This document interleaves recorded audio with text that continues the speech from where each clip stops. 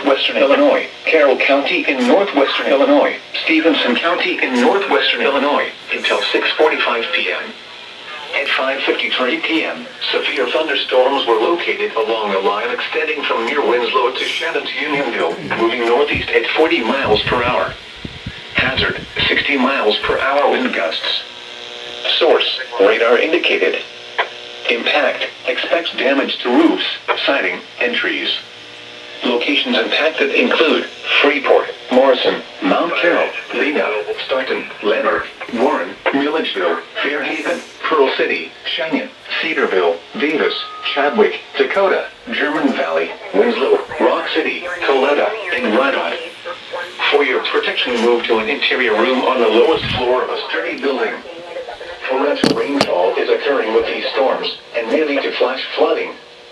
Do not drive your vehicle through flooded roadways.